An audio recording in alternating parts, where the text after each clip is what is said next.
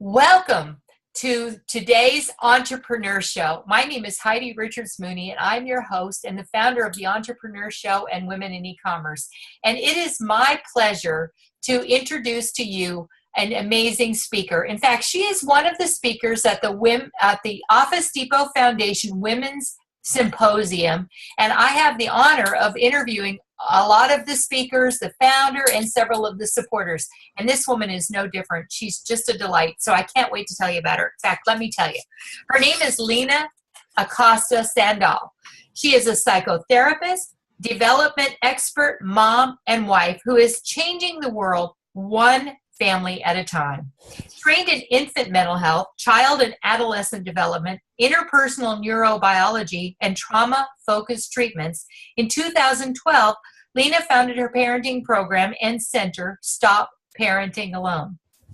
Today, Lina is going to share more about what she does, as well as her presentation at the Office Depot Women's Symposium. Welcome, Lina. Hi, thank you for having me. Oh, I'm so excited. So let's get right into it. Tell us about your background, how you first got interested in Stop Parenting Alone, and the experience that led you to that. So my experience of being a psychotherapist is my second career. And I came about becoming a psychotherapist because I became a mother. And like most parents, when I first had my first child, I felt lost, I felt scared, and I felt helpless. But I'm a little bit crazier than most. So my solution was to get a master's in clinical psychology. And I specialized in childhood development and infant mental health.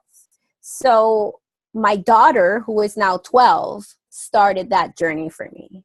I was trained in Los Angeles. I worked at a very large nonprofit organization in the city of Los Angeles, and there is really where I learned and what I hold dear in my heart and why I opened Stop Parenting Alone in Miami, which is this idea that I know for sure that with the right information, parents always make the right choices for their children. So I'm here and I open my space to do just that, to give parents the information so that they can better be and love their little people and big people too.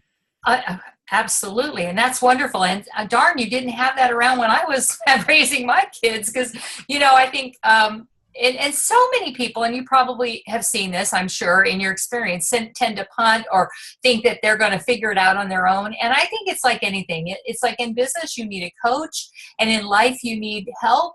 And when you go as an athlete, you train with the very best. So I think parenting is very similar to that. And, I know we have so many things readily available. My daughter just had a baby. She's now 4 months old, and my pride and joy, my fourth grandchild, by the way, and I enjoy her so much because there's a little space between her and the last one who was 8. So I've really enjoyed it, but I can see the difference in how people are raising children today. Yeah. I think they rely too much on Dr. Google and Dr. Internet. And so I'm really excited that I got this opportunity to interview you because I'm definitely going to let them know about it. And hopefully they'll be able to attend the conference too because they're in South Florida. So tell us more about your business, what you offer, the type of solutions you solve, what people can expect when they're seeking the help that they need and they find you. So Stop Parenting Alone is about, being the cliff notes of all those parenting books that are out there at Barnes & Noble. Because at the end of the day, when you go to a Barnes & Noble and you go to the parenting section, you have about 155 books. And like you said, Dr. Google has another 1,000, books.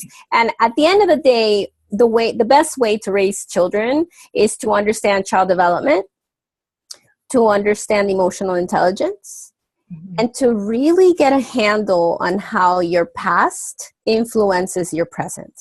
So the question that I answer is, am I a good parent? And most of the time when a parent walks into my space, they are a good parent. But what they're doing is they're either expecting too much from the child as it pertains to development or too little of the child as it pertains to development. So the whole point of my center is this idea of prevention, because most of us in the psychology field are intervening once there is a problem. All right. Right.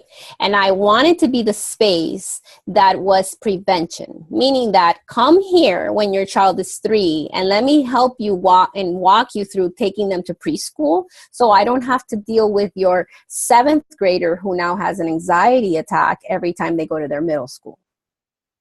Excellent.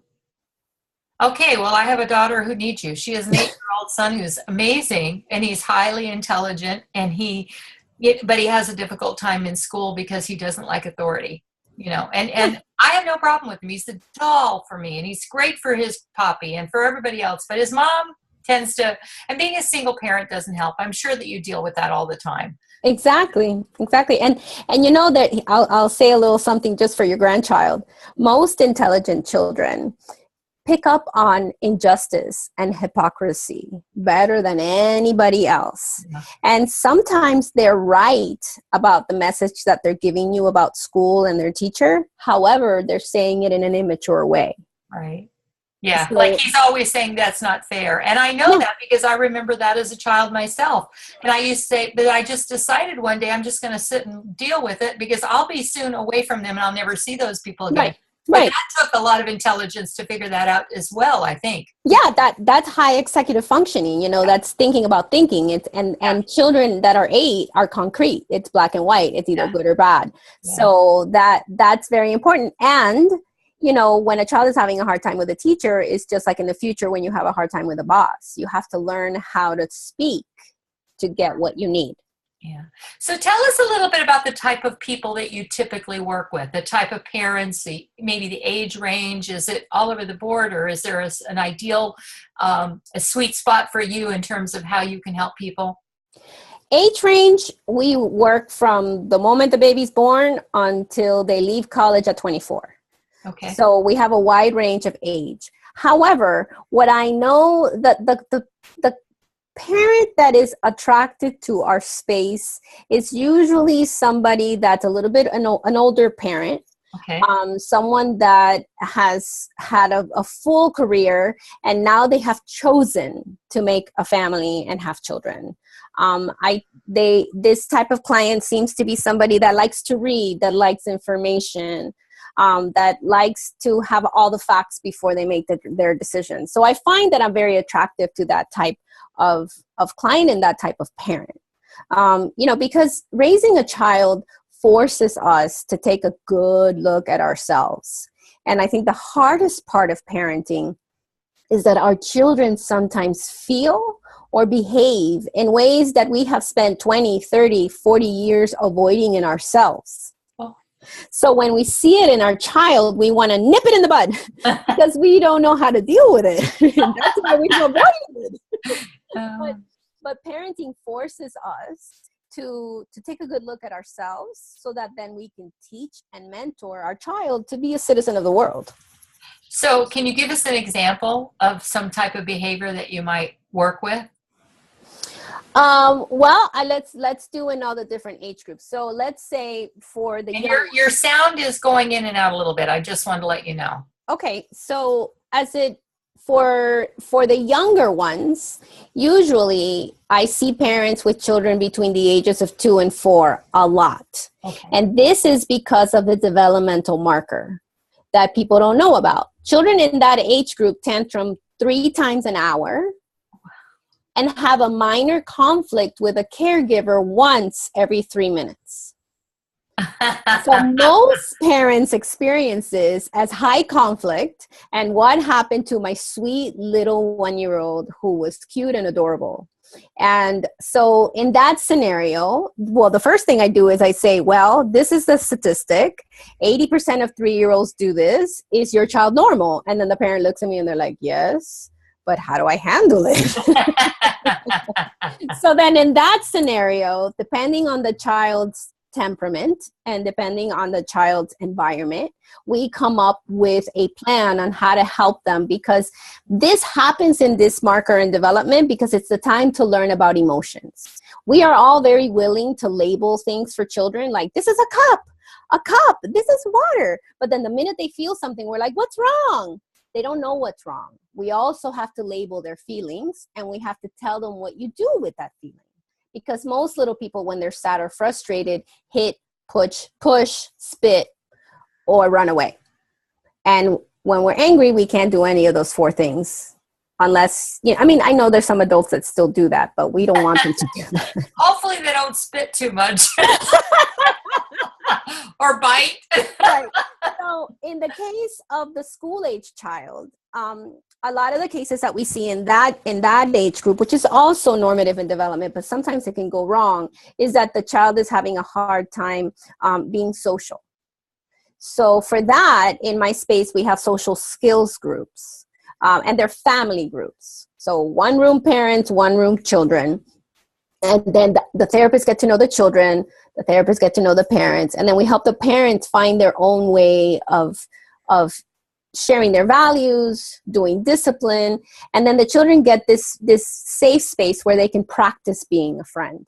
Because in the school age years, that is the hardest thing for them to learn that they're one of many, to learn frustration tolerance, to learn impulse control, and to understand the social cues and the social norms. So a lot of the time in the school age, that's what we're helping with. And again, if you as a human being at 30 or 40 or 50 still have a hard time making friends, or still have a hard time with frustration tolerance, and there's, or impulse control, by the way, credit cards are proof that a lot of us do not have impulse control. I'm not guilty. But I do like my PayPal account when I want to go buy something. And then the number one thing I do with the adolescent community, and that in adolescence you do more like traditional therapy when something has gone wrong, because that then the problems are a little more serious. But in the prevention side of our program, because there's still prevention for adolescents, we do once a month parent support groups for parents of teenagers. And here's the little secret thing about teenagers. They're supposed to walk away from you. They're supposed to launch. They're supposed to question every value and every rule you have ever given them, because they're making up their mind of who they want to be when they leave your home. So the way that a parent experiences that is as grief. Yeah. 12 to 18 is disobedience. Yeah, and by the way, that is debate. It's not disrespect. It is, because they, one more time, their message is good, their delivery is not so good, right, for a teenager. But that's the brain one more time changing, because what they're doing is that they're debating with you, because the prefrontal cortex needs to debate information. So that's why they're constantly being defiant. So it's a neurological thing. So it's learning how to debate with them in a healthy way. Yeah. So that's funny, because when I was 16, my mother gave me the book, How to Win Friends and Influence People. And I was open to it, and it totally changed my life. And it totally changed the way I communicated with people. But I don't think at 13 or 14, I would have been open to it.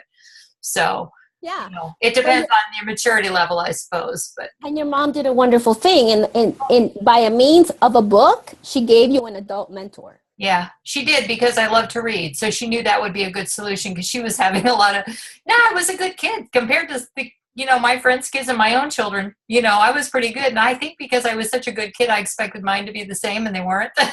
So it was a pretty interesting journey to be a mother back in the day. But my kids are amazing now. And that's all that matters, is they did grow out of it and became best friends. But I do worry about the kids today. So you talked a little bit about the type of people that you worked with and the type of things that you offer. Is this all in person, or do you offer any type of virtual assistance of any kind? Yeah, we have 3 services. So we have the one-on-one, which is here. We have groups like we talked about, but I also have a service called online parenting support. And what that is a private Facebook group, a call once a week, and a private area of our website. So in the private area of the website is every possible question that I can think about for the particular age group, right? So that it's like for the mommy that's like has a brand new baby and the baby isn't sleeping, she can click and be like, okay, what's happening, right? Right. And she can get information on sleep. The adolescent parent can click, click, click and be like, my child just came home drunk in the Uber, right? So, true story. Yeah, yeah. Oh no, I was laughing because my daughter, I had that problem with my kids. They like to party at 16 and 17. Yes, they do. So if it's 2:00 in the morning, you can go to the private area and you will find something. I record all of the calls that we do. And they're always broken down into age group, right? And then in the Facebook, it's live, right? So you can type in, there's a community of parents, they answer one another. All of the therapists in my center are available to answer questions. So it's kind of like having a parenting expert and a child development expert in your pocket. And it's $30 a month. And I always tell people, you spend $30 on really bad sushi. So you might as well get information about your child. And, most of the time, parents know exactly what they need to do for their baby, but they question themselves. Yeah, yeah. And I think that my online subscription service is the antidote to that. So if you're questioning yourself,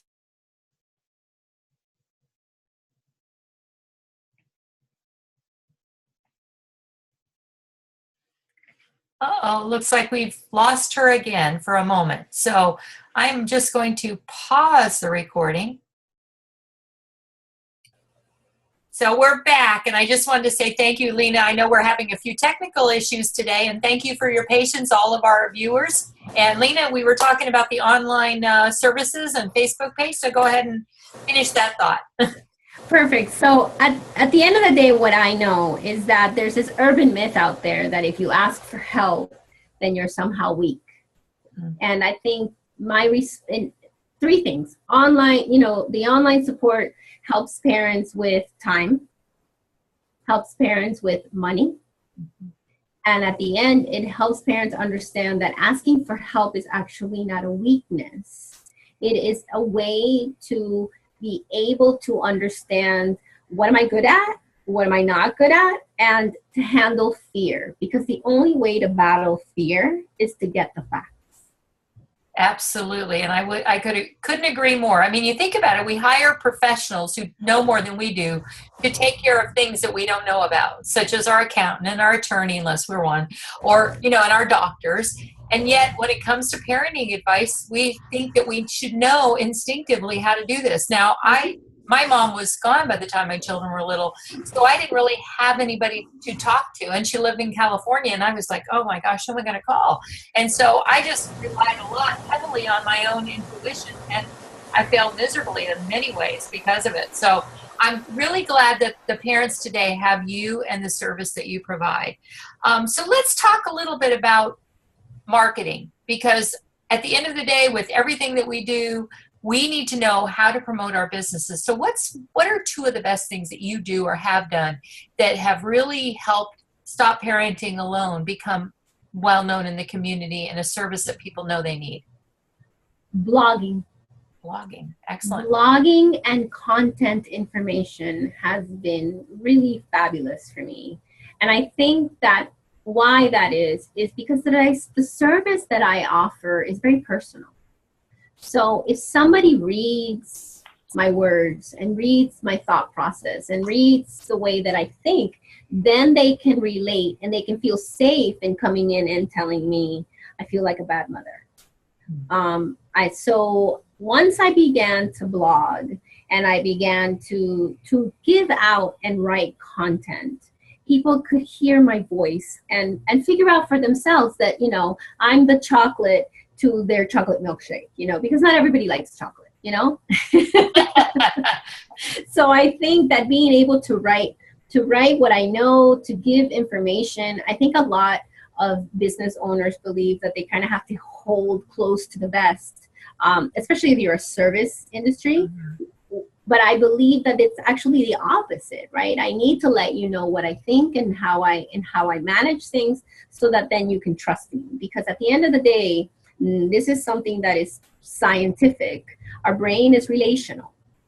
Mm-hmm. We learn everything in relationship. We are born to love. We are born to be connected. We spent many, many, many, many, many, many, many years in tribes.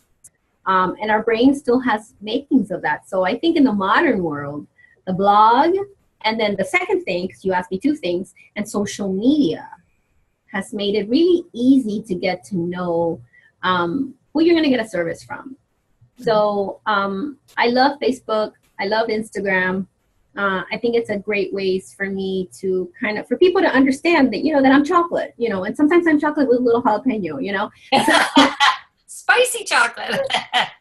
I'm not for everyone, but I think that right. And I think that that's really important, because then people hear my voice and then they feel safe when they come in. They feel like they're coming to see a friend. And especially with the service that I provide, that's very important.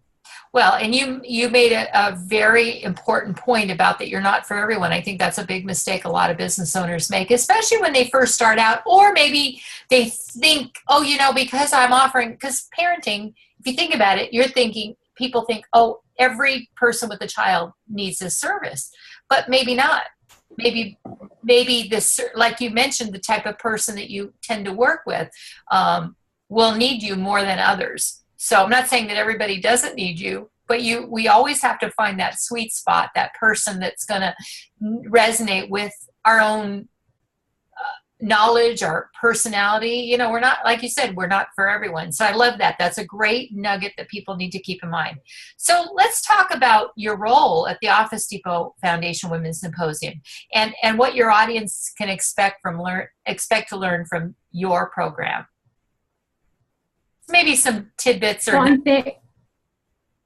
definitely. I'm very excited to have been asked to join this symposium, because I think that what the Office Depot Foundation is doing is marvelous. Yes. And it's just a weekend for people to just kind of grow and learn and think. From my little segment of the afternoon, what people can expect is understanding how they can use or misuse their emotion in their dreams and their goals and their day-to-day. So, think of me as a person that's going to explain emotions. I think that a lot, our society has gotten very addicted to being positive. Mm-hmm. And, happiness is not sustainable. Feelings come and go. So I think that the number one takeaway, and I didn't say this, I'm not going to take credit for it, but what emotions are data. Emotions are not direction. So our emotions give us information so that we can pause, think about what we're feeling, and think about the step and the action that we're going to take. And if you're very, very, very busy trying not to feel a feeling, you miss the information that it gives you. Oh, interesting. Because feelings are not fact. And it's important for all of us to learn to be comfortable sitting and talking to and understanding our emotion and why they are bubbling up. Emotions are a reflex. It's actually a 90-second synapse in the right mode of your brain. Uh-huh. That's why my redhead temper flares from one. It's gotten a lot better as I've gotten older, I have to say. When I was young, I had the typical, what people would say, oh, do you have a bad temper because you have red hair? I would never admit it, but I did, compared to today, So anyway. Yeah, so I want to demystify the world of emotions. And I know that it's a place where, like you said, like people get judged on because they feel. Yeah. Yeah. Men, we rob them of so many feelings. Women, to get the woman card, you have to let go of powerful feelings like anger and rage and frustration, or else you don't get your woman card, because you're not a woman if you're not polite and sweet and pretty. So that. So as you can tell, I'm very fiery, so it should be fun. Oh, I cannot wait. I'm so excited. So tell us about the symposium and why it's important for women to attend. I think it's important for women to attend. One, because just like we were saying before, your flavor is going to be on stage eventually, right? Somebody's going to speak to you and to your heart. I know that the organizers have gone out of their way to really find a wide spectrum and array of women and speakers that can speak to different aspects of who you are as a person. So I think that it's a beautiful opportunity to be in one place with people that we are all there to speak and to inspire and, you know, just kind of ignite a little something in everyone that attends. And it's an amazing opportunity to also be surrounded by others that are on the same quest. Yeah. Right? How often do we get to be surrounded with, you know, 200, 300, 400 people that are saying, yes, I want change. Yes, I want to be different. And whenever you can get in that environment, you know, here's something else about the brain. Cognition, so the way that we think, is contagious. So whatever you're around, that's what you tend to think. So if you're always around people that are seeing that the class is half full, then eventually you will also think that your glass is half full. So I think that this is also an amazing opportunity to be surrounded with people that have the same goal, right? Because this is about being, you know, I love what Mary says, Mary Wong, who's a part of the Office Depot Foundation. She says she wants to gather people together that are difference makers. And how beautiful is that? And for me, you know, which I see walking brains all the time. For me, I think that it's a beautiful opportunity to find peers and to find others that will move you forward rather than stagnate you. And I totally agree. And I love that analogy you gave about, you know, when you surround yourself with people, positive people. I think that's so true, because I realized a big shift in my life when I started surrounding myself with people who, and not that everybody sees the glass half full all the time, but most of the time, the positive people tend to. And I think that that's what I like about the people that I'm around, and compared to when I was younger, when, you know, maybe I was like, I thought being around people who were not as happy would make me feel happier because my life was so good, but it's not the truth. Then you start questioning everything. Yeah, yeah, it's contagious. Yeah. So that's a wonderful, cognition is contagious. It's such a wonderful bit of advice that I think that hopefully, and I agree with you. I love the fact that they're gearing this toward the total woman. In other words, you know, we're not just mothers, we're not just pet owners, we're not just women who, you know, we're not just girlfriends, we're not just wives, mothers, whatever it happens to be. And the fact that that this whole program is built around the total woman, I think is really a great opportunity for people to see and to be around people who really want to work on all aspects of our lives. So I'm really excited. I can't wait. And I've been to a lot of them. I haven't been to any in the last couple of years. So I'm very excited that I reconnected with Mary and we were able to you know, work together, and I'm delighted to be a media partner and meet all of the wonderful women who are speaking, because that's what I love. I love promoting others. So that's always been my big passion in life. So thank you for allowing me to interview you today. No, it's wonderful. Thank you. Yes. So how did you get involved with the conference this year, and what do you personally hope to gain from being a part of it? I met Mary through a mutual friend who's also one of the speakers, Miss Luli B. Oh, I love Luli. She's excellent. You know, I think Mary, when she first met me, was like, well, I'm not a parent, well, you know, whatever, okay, fine, you know. And then one time I spoke and she was there. And from that day forward, she liked my chocolate with jalapeno. So from that experience where she, you know, because at the end of the day, you know, raising a child is just raising a citizen of the world. Mm-hmm. And we're all citizens of the world, and we're all human, and we've all had a parent. So I think that's what resonated with Mary. And, you know, when this was coming down, she was like, Lina, do you think that maybe? And I was like, I always just speak at schools and, you know, with moms or dads. And I said, sure, I'll give it a go. So, so we talked a little bit about what could be something that can benefit everyone. And that's how we came up with the talk of, how your emotions can, help you or hurt you. And what I hope to get out of it, that's a really good question. I hadn't even thought about that. I hope I love learning. I'm addicted to learning. I have an one-click Amazon addiction for every new book that I hear about on NPR.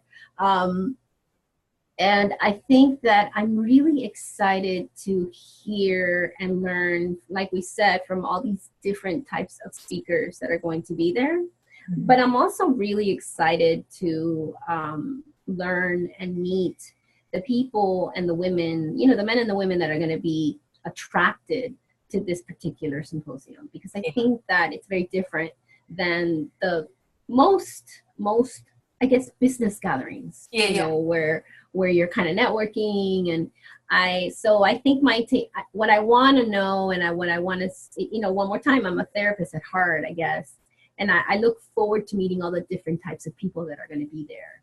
And I know that the theme makes it that they're going to be really interesting people.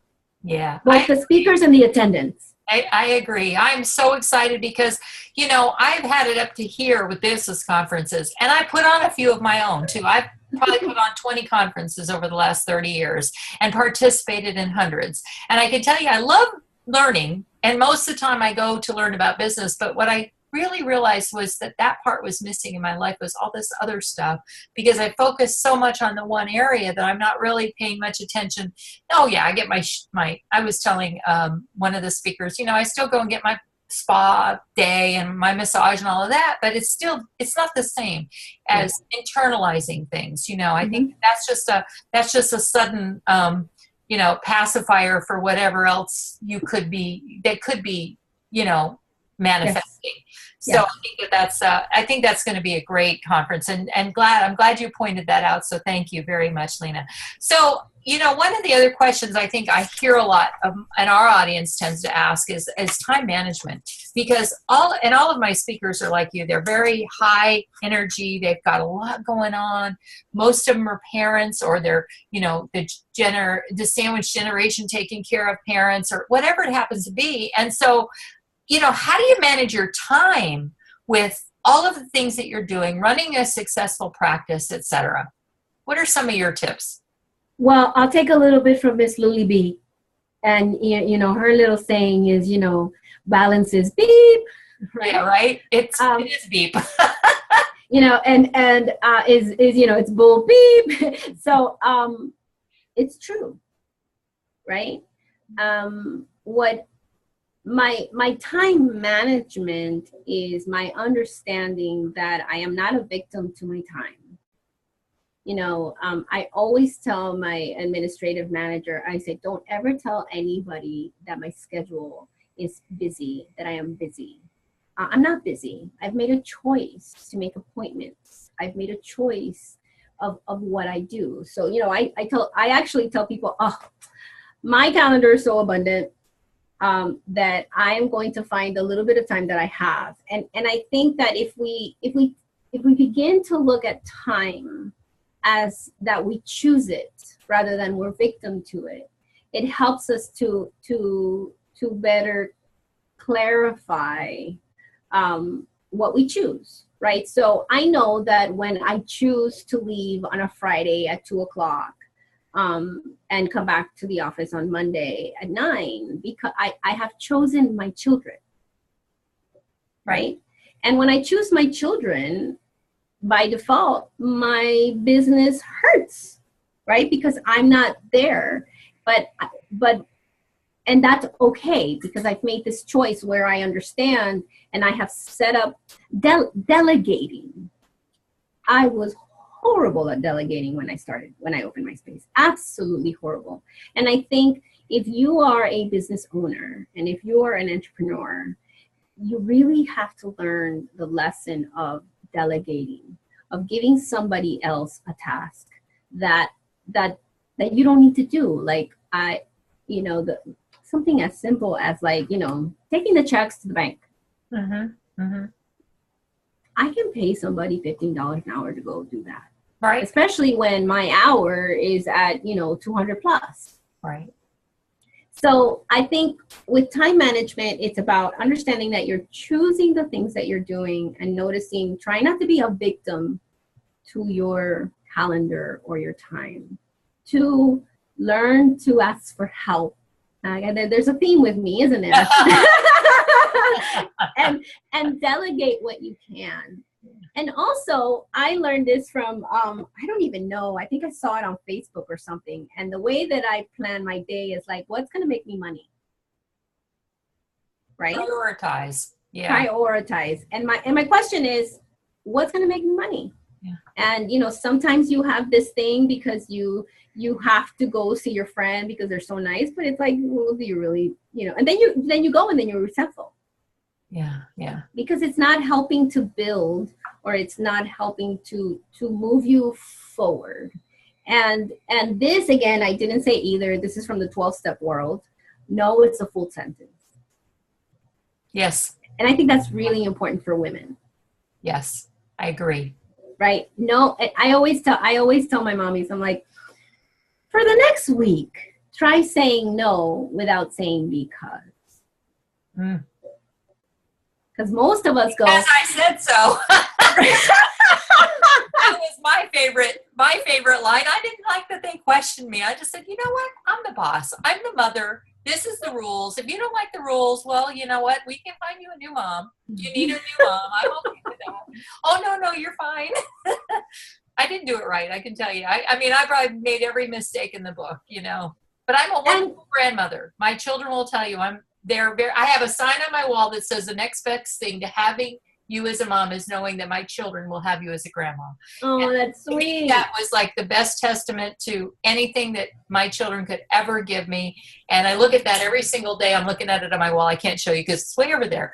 But I'll tell you what, thank goodness I learned through my own mistakes because I didn't have anyone like you to help me learn from mistakes. So it is. Really and that's the other takeaway that I think people need to understand, both in parenting and in life. When you mess up, the most beautiful thing you could do for your child is to apologize. Right. And the most beautiful thing that you could do for your relationships is to apologize. Mm-hmm. Most relationships get stronger when something horrific happens. Right.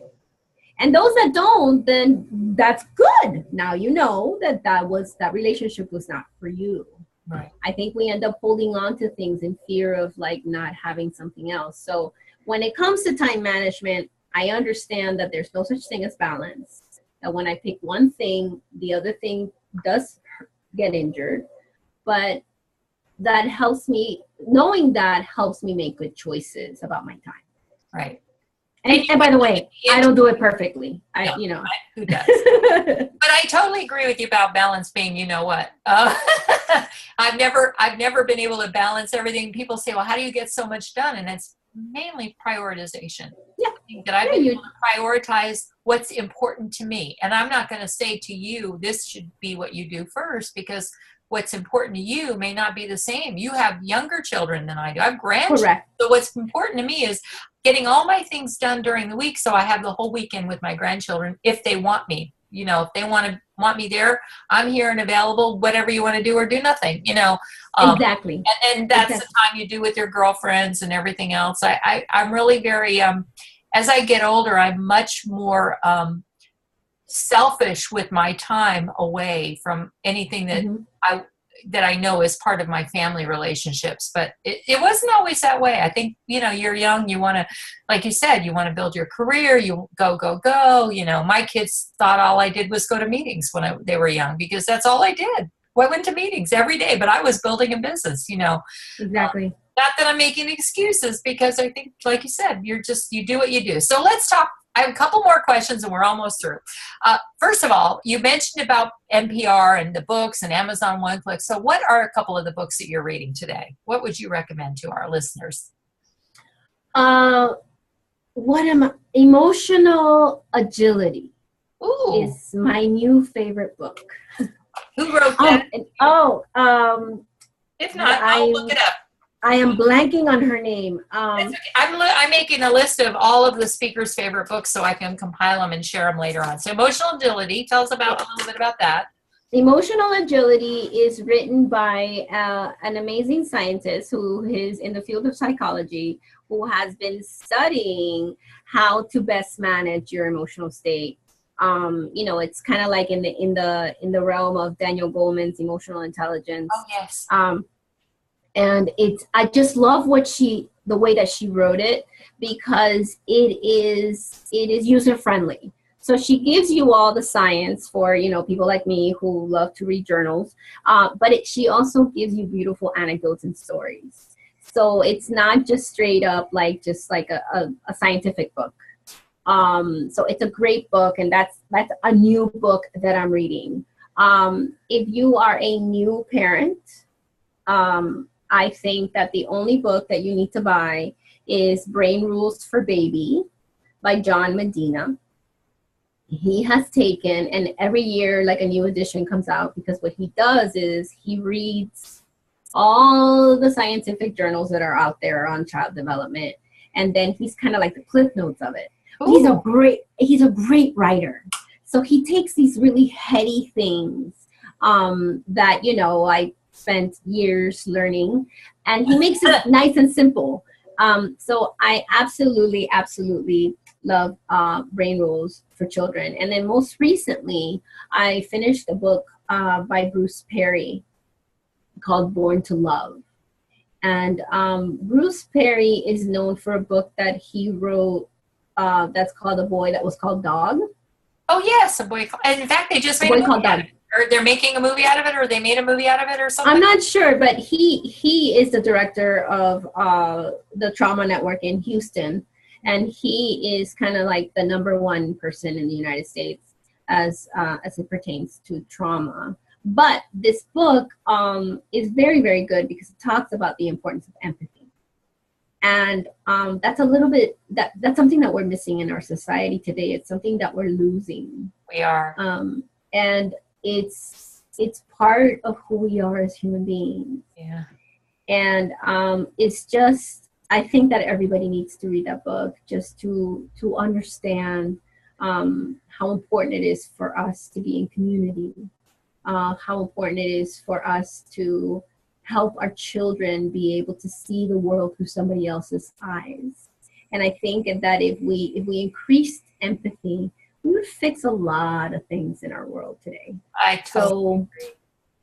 So I think that it's a hard read, because he talks some heavy things, but I think it's important for us to look at the light and the shadow of things. So I guess those are my recent books. I have bookshelf after bookshelf. Me too. I've got 3 bookshelves in my office, and they're all completely full, and I go through them every couple of years and then donate all these to the library. But then and I have them stacked up. You don't even want to see it's terrible. It's wonderful. I love to read. So yes.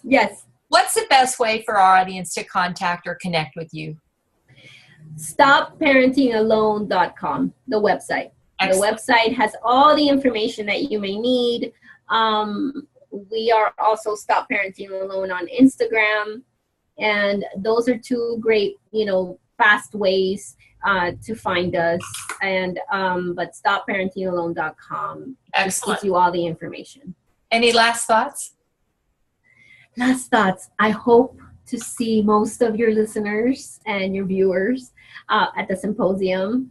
And if you watch this and you like my chocolate and jalapeno, please stop me when you see me in the symposium. I love talking to people and getting to know them. So I'd be really interested to hear what you think about this little thing that we just did. I guess those are my last thoughts. And last thought for parents. Most of the time, parents feel that, giving a bath, helping a child get dressed, feeding a child, to us as adults, we feel that it's a task. But I want every parent that is listening to this to understand that those are circles of love for your child. When you feed them, when you help them get dressed, when you hold them when they're freaking out about their homework, for you it's a task. for them, it's circles of love. So don't take those little tiny moments for granted. That's beautiful. Thank you. Thank you, Lina, for being with us today from stopparentingalone.com. Thank you to all our listeners and viewers for watching our show today. And be sure and visit the womensymposium.com office depot foundation.org for more information about the program, about Lina Acosta Sandaal's program on emotions, and of course to register. And by the way, when you go there, you can save 20% off registration when you use B as in boy 20 at checkout. So be sure and take advantage of that. And Lina, again, thank you so much for being with us. I really appreciate it. Have a great Thank you so much. Thank you.